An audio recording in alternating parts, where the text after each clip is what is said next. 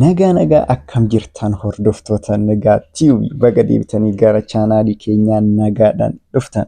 Har'allee immoo barumsa afaan Ingiliffaa, afaan Oromoo, afaan Amaariffaa sadii yeroo tokkotti isiniif qabadhee dhufeen jira jechuudha.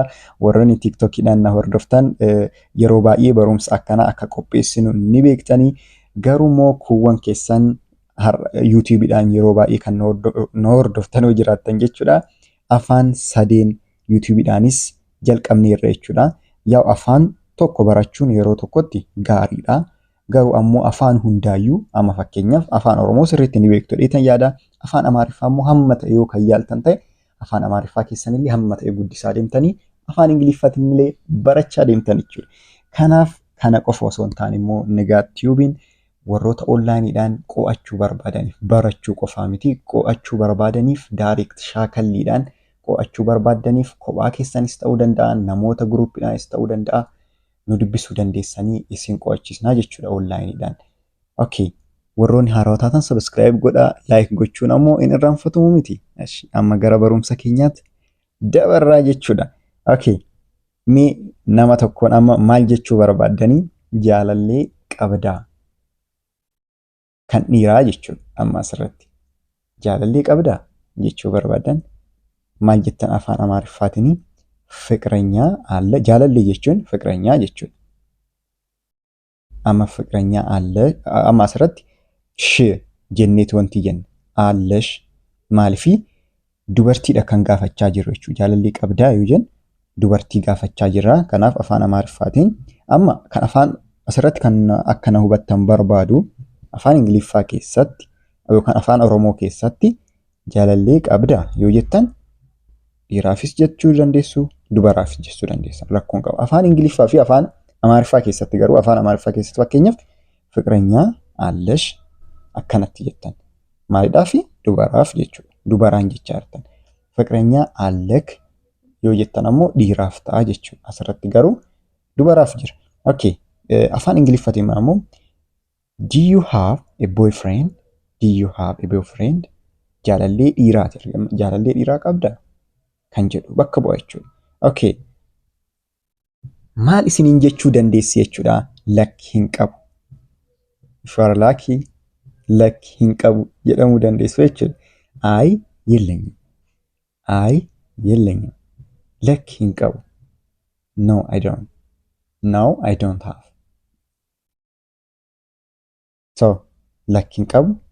Ay የለኝም. No, I don't have. Ni qaba. Akkanas jedhamuu dandeessanii miti. Hin qabu qofa osoo hin taane immoo nan qabaanis ni jira yeroo. Okay. Ni qaba. አዎ አለኝ. Yes, I do. Yes, I do. Ni qaba. አዎ አለኝ. Yes, I do. Do you have waan jedhamiif amma I do jennee kan deebisnu. Okay. Inni biraa immoo gaaffiiwwan yeroo biraa gaafatamu fuutee jirtaa. Gaaffiin kunillee yeroo baay'ee ni gaafatamaa fuutee jirtaa. Agbitahal, agbitahal. Are you married? Amma kun asirratti dhiiraaf fuutee jirtaa yoo jennu dhiiraaf miti. Agbitahal yoo jennullee dhiiraaf. Are you married yoo jennu garuu asirratti dhiiraafis dubaraafis afaan Ingiliffaatiin are you married jechuu dandeessan jechuudha. Are you married? Dhiira ta'ee dubara ta'ee. Fiimeeliidhaafis meeniidhaafis ni ta'a jechuudha. Are you married yoo jettan. Fuutee jirtaa yoo jettan ammoo dhiiraaf. Agbitahal yoo jettan jechuudha. Agbitahal. Are you married jechuu dandeessan jechuudha. Okay, kan itti aanu lakkiin fuune jechuu barbaaddan ammoo lakkiin fuune kopheessa. Yoo kophaa jiraattan lakkiin fuune kopheessa yoo jechuu barbaaddan ay አላገባውም ብቸኛ ነኝ ወይንም ላጤ ነኝ ይባላል። lakkiin fuune kopheessa jechuu barbaadda. No, I am single. Yaw gaafii duratti irratti hundoofneetii deebisaa jirra. Fuutee jirtaa yookaan are you married kan jedhu irratti jechuudha. No, I am single. No, I am single jechuu dandeessan jechuudha. Inni biraa immoo umriin kee meeqa? Gaafii kana yeroo baay'ee chaanaalii kana irratti illee iddoo tokko tokkotti barannee tolee common English conversation yoo barannu jechuudha. Umriin kee meeqa? ስንት ዓመትህ or ስንት ዓመትሽ ነው jechuu barbaadan jechuudha. How old are you? How old are you? How old are you? umriin kee meeqa? How old are you? ስንት ዓመት ነው? or ስንት ዓመትሽ ነው?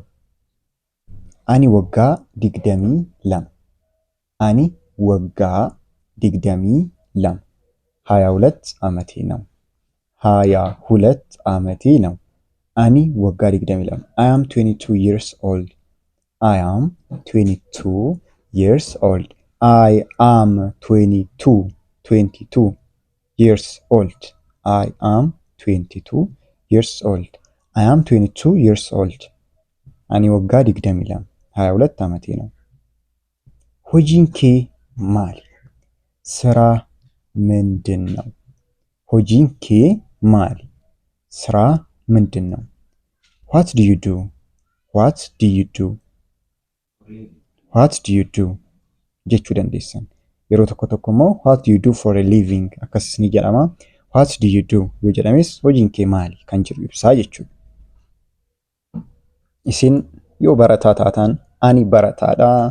akkasumas ammoo hojii biraatillee hojjechuu dandeessanii hojii sana galchitanii too ibsuu dandeessan jechuudha. barsiisaa yoo taatan I'm a teacher jechuu dandeessan. ani barataadha kan jedhu amma fakkeenya kanarratti tamaarii nani. I am a student. I am a student. ani barataadha tamaarii nani. I am a student. jettan jechuudha. egaa barumsi keenya har'aa isiniif qabadhee dhufe kana akka irraa fayyadamtan abdiin qaba. yeroo tokkotti afaan Ingiliffaa, afaan Amaariffaa, afaan Oromoo yeroo tokkotti barattanii jirtu jechuudha. baay'ee akka irraa fayyadamtan abdiin qaba. kanaaf warroonni haaraa taatan barumsa garaagaraa argachuuf chaanaalii keenya subscribe gochuun irraanfatina. viidiyoo jala mallattoo diimtuu subscribe jettu tuquudhaan akkasumas ammoo all kan jedhu irra godhuu ni dandeessanii. viidiyoo nuti yeroo hundaa gadhiisnu isin bira gahaa jechuudha. inni biraa warroonni direct onlineidhaan qo'achuu barbaadan barachuu fi qo'achuu barbaadan yeroo tokkotti shaakalliidhaan lakkoofsa bilbilaa keenyaan asirratti iskiriinii argitaniin nu dubbisuu dandeessan jechuudha. ammaaf bakkuma jirtanitti nagaa naftaa.